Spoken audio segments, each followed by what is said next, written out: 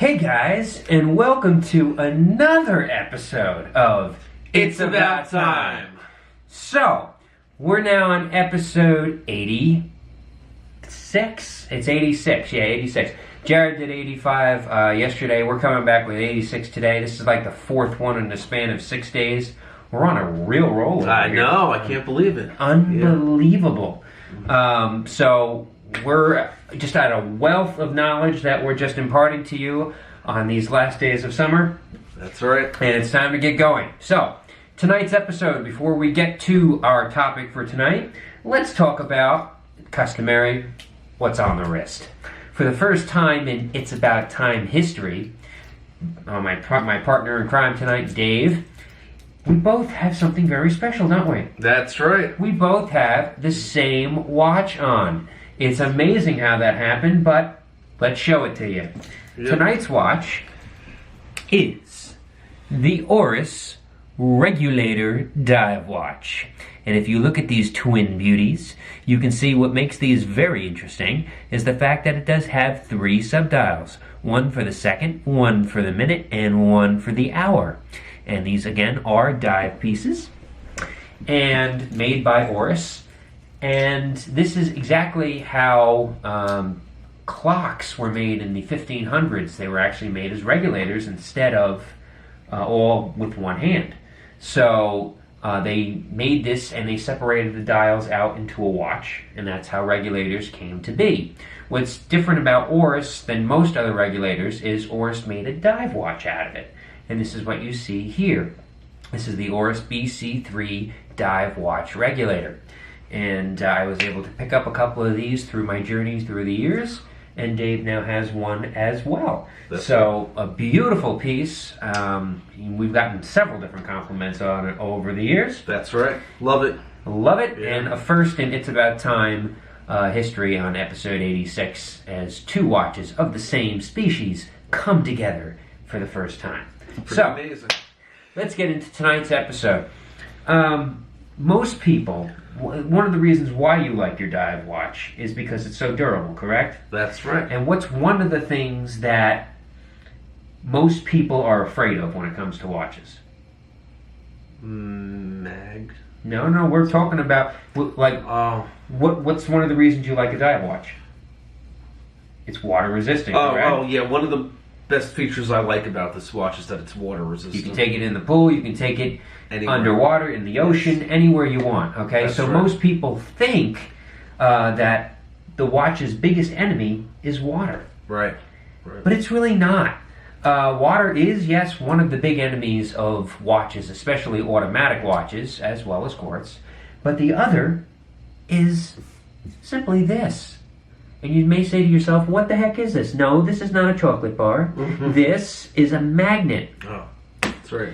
And you would say, well, what does magnet have to do with anything? Well, Right. Tonight we're going to talk about demagnetization and magnetization, because what's all around us is not just water. It's the magnetic force of the Earth. And what most people don't realize is these watches, especially automatic watches, go through these magnetic forces of the Earth in everyday life. And are impacted by them. Absolutely. I walk by the refrigerator, it has its own magnetic force. I walk by the oven, I walk by another clock, I walk by another watch, I walk by any type of machine, especially electronic machine, you're going to have another magnetic field. Now, most of these magnetic fields aren't strong enough to affect anything, okay? But if you get something that is, it can throw off the entire watch and send it out of orbit, theoretically speaking. So basically, I'm going to show you this little photo over here because it's a good representation of what can get attracted into a watch. Because, yes, it does show that everything has a magnetic field, as you can see. And magnetic fields, okay, can be very, very dangerous to a watch. Because you have to remember, inside a watch, there are several different coils, okay? And these coils are what make the watch run in an automatic watch. And when something gets magnetized, when you have a watch going through another force that is strong enough, what can happen is these coils that run the gears get stuck together. So instead of going at 20,000 beats per minute, whatever it runs at, if they get stuck together, it can go at 40 or 60,000 minutes. And all of a sudden, it starts tripling and quadrupling its speed. So if your watch is 3 seconds off a day, which is within COSC certified standards, that's cool. That's exactly what it's supposed to be. However, if it gets magnetized, if it maybe goes to an X-ray machine or something like that, what may happen is it may be 3 minutes off the next day, 6 minutes off the next day, and then 20 minutes and 30 minutes off. Because it all depends how many coils stick together and keep making the engine run faster. Okay? Because you'll see that it keeps, and it will always speed up the watch. It'll never slow it down. And it'll be quite a dramatic change. And it's something that needs to be looked at, and it's something that needs to be fixed. Because you could burn out your movement by doing that. As you can imagine, if a car motor is running 4 or 5 times over its capacity, it's going to burn out. That's right. The same thing with a watch. These coils are not meant to stick together. But if they are magnetized together, you have to get them unmagnetized or demagnetized, as it's called. So basically, what watch companies did, and this happened a long time ago, was they tried to put together inventions to do that. And if I look back into history, the first anti-magnetic watch actually originated back in 1846 by Vasher and Constantine. And they also created the first anti-magnetic pocket watch in 1915. But it was actually Tissot, of all brands, that assembled the first anti-magnetic wristwatch in 1929. And so that is significant because you say to yourself, well, with all this technology, you know, how come we can't solve this problem? Right, why haven't they come up with something? Well, it's not that they haven't, it's just that the fact that you can't avoid stuff. Just like you can't avoid sometimes your watch, water getting in your watch, if the crown is loose, whatever, you can't avoid magnetic fields. It just happened to one of my watches, my Cartier Roadster.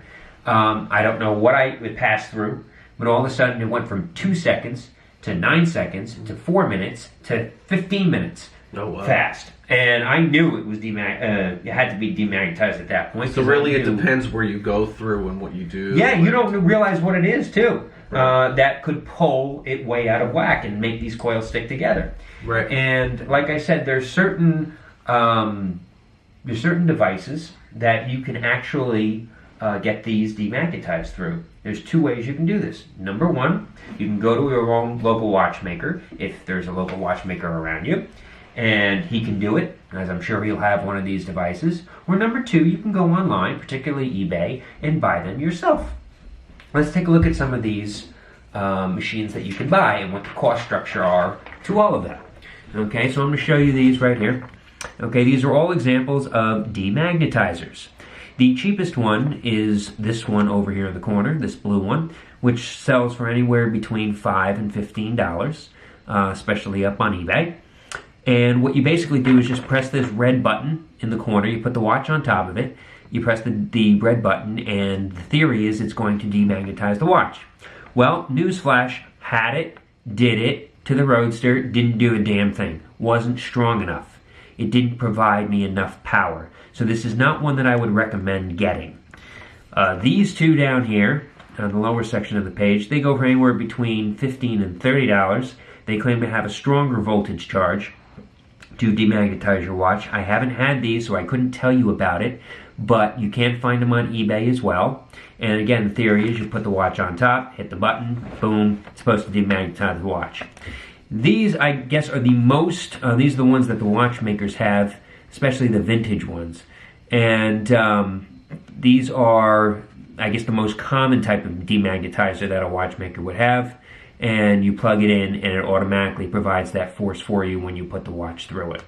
So these go for anywhere between $40 and $60, and you can buy them new or used, again, through eBay or other sites like Esslinger or stuff like that. So, with that being said, okay, so you got different forces that magnetize, and you can get these things done. And you have to demagnetize your watch, especially if you know it's running fast, way too fast, because it can burn out the watch. Now, people ask me, well, Drew, those are automatic watches. I have a Quartz watch. Will it do anything to a Quartz watch? Yes, it can actually do the opposite that it does to an automatic watch. I had this happen a couple years ago on a cruise. I was going down to dinner, and I noticed that every time I went down to dinner in the bottom of the ship, the watch, I had a Concord Mariner, it stopped when I got down to dinner. Wow. And it's because the magnetic force, the lower you go, is stronger, especially when you're on the ocean. It has a stronger magnetic pull to the Earth's core. And I learned that, and it actually ruined the movement. Oh, wow. It never worked correctly again. Never worked. Nope. Whenever I put it on my wrist from that point on, it stopped working. And it was very strange. Whenever I took it off, it started to work, but when I put it back on, it stopped working. Very strange, but it can ruin the movement by slowing it down and stopping it. So it's the opposite force on a Quartz watch that would have on an automatic watch, where it speeds it up. So very interesting knowledge that we're imparting tonight based on not just water that is the watch's biggest enemy. It's actually the gravitational force from the Earth's core, known as magnetization, that these complicated and sophisticated machines can go through and get ruined. You don't even know it, but can be simply fixed with any one of these demagnetizers, assuming they're strong enough to do it. So, guys, it can happen to any type of watch. A $20 watch, a $200 watch, a $2,000 watch. None of them are immune if the force is strong enough. It's kind of like Star Wars in a way. Right. So, that's right. Anyhow. So, guys, like we said, please like our videos, keep subscribing. I know we're up to 126 subscribers so far. We're growing. And counting. And any questions, constructive questions that you may have, we'd be more than happy to answer. But we look forward to bringing you another episode. I don't know how soon or far it's going to be. Probably with Jared back here at the helm with me in our next episode, as we count down closer to that 100th episode that is coming up that he does keep talking about. Yeah. We're going to be doing something really special. We don't know what it's going to be yet. But we do have some more special things in store for you. I'm going to try to do an episode later this month in Bermuda, as I am going there on a cruise. I'm going to see if there's any good watch shopping for you that you should be on the lookout for. Well, that'll be good. And Dave and I will be hosting an episode in the Caribbean. Yes. We're going to be hitting a lot of different islands on our cruise later on. The It's About Time cruise in November. That's right. Looking forward to it. Absolutely. We're going to Dominica. We're going to Aruba, Bonaire, St. Thomas. We may be doing one from St. Thomas because that's where all the watch shopping is there, to see what we can get you in St. Thomas and who we can interview and do an episode from there. So do some researching. Absolutely. I look to actually have an episode on the cruise as well. On the cruise, yeah. Yes, from Princess Cruises. Gotta love them. They are the best. So they will be hosting that for us. But outside of that, guys, again, thanks for joining us tonight, and we look forward to seeing you next time on another episode of It's About Time.